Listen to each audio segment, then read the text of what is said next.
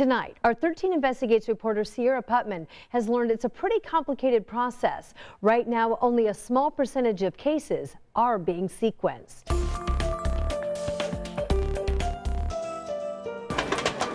The process for genomic sequencing is complicated. For scientists like Dr. Aaron Ermel, an Indiana University assistant professor, test a sample for COVID. Place samples in this machine here. We visited 2 labs on the IUPUI campus where that's happening.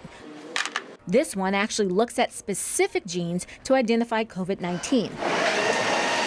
If there's enough viral load, RNA is extracted and sent to a different lab to go through a sequencer like this.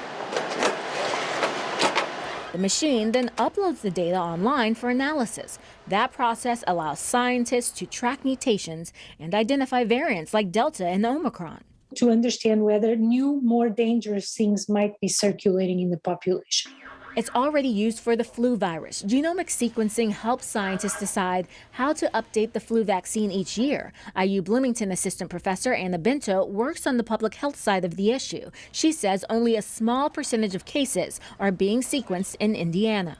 2.3% of the cases. So as you see, is a very, very small proportion of the reported cases. Compared to other states, Indiana is doing about average. This week, Indiana reported state and partner labs sequenced between 800 to 1,400 specimens per week. Ideally, we would have at least 50% of all cases in a given state. We're nowhere near that, and only a few countries are getting close to that percentage. Right now, the United States sequences less than 3% of positive samples. According to a global database, in the last 90 days, the U.S. was sequencing about 29 cases per 1,000. Iceland leads the way, sequencing 482 per 1,000 cases.